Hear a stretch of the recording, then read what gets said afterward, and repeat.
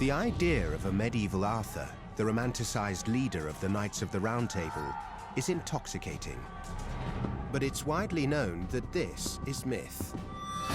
But could the myth have been inspired by a historical figure?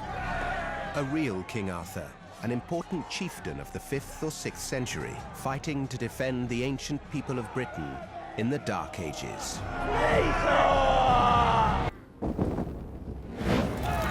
In the 5th century, King Arthur's Britannia was in anarchy. The Romans had left. Tribes of Angles and Saxons from Denmark and Germany were on the attack. They started to seize control from the native Britons. Then eventually something, or someone, brought them to a temporary halt. Some historians think this could have been the real King Arthur.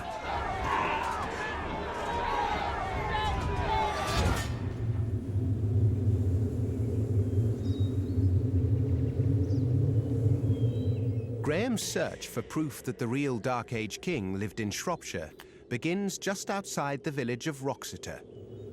In Roman times, this was a bustling town called Viraconium, home to over 10,000 people. In the 1980s, archaeologists make a startling discovery. Somebody was refortifying here in the Dark Ages. At a time when most of the Britons were in retreat, it seems they were making a stand here. That this must have been the stronghold of a particularly important and powerful warlord. Well, this is exactly the time Arthur lived. And my research suggests that Arthur came from here. So it seems the archaeology is backing this up. Graham thinks this is the historical fortress of the warlord Arthur. If he could find out who lived here around 500 AD, he might be able to discover the identity of the real King Arthur.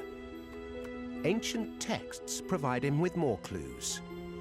They all agreed that around about 500 AD, the person who ruled from Viraconium was it Arthur? No, it was a man called Owen Llan Gwyn. So, first of all, I was very disappointed. But Graham refuses to give up on the idea that the Dark Age Arthur came from Shropshire. It was a Celtic practice for warriors, chieftains, to adopt the name of an animal as an honorary title, in some way, shall we say, portraying their prowess in battle. Was Arthur a battle name rather than his real name? After months of painstaking research, Graham develops a theory. In the Dark Ages, Arth was the word for a bear, and Owen Llan Gwyn's battle name was the bear. He could have been known as Arthurus or Arthur. His name was Arth. He ruled from the place that seems to have been, if you like, the historical Camelot. At that point, I began to think, oh my goodness, I'm onto something.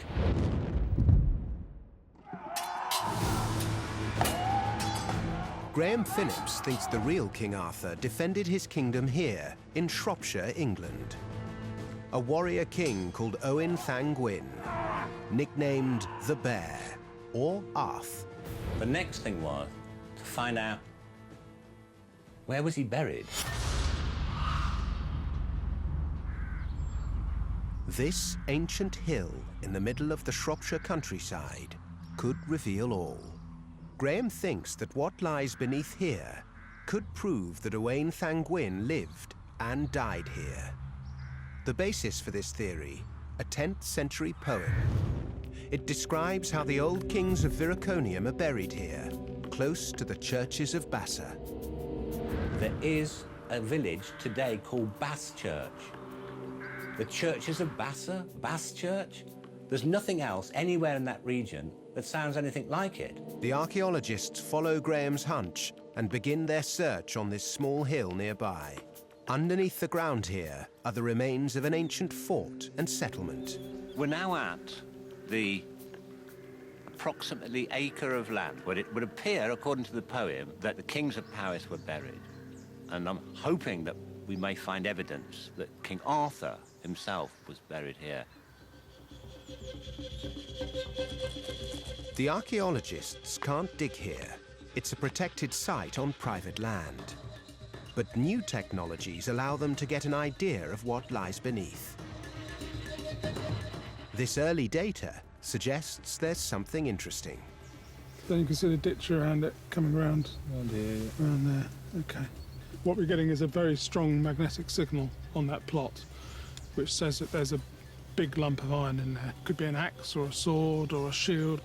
Intriguingly, there also appears to be a larger structure around this mystery object. It can't be a house. It's far too small to be a house. So it's likely, therefore, to be a burial. We can't see any other burials around this one. This is a single, isolated grave, so likely to be someone important.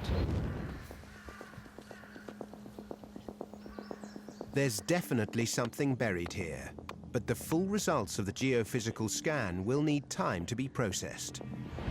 Only then will Graham know if his theory about the real King Arthur stands up to scrutiny. This is really, really encouraging.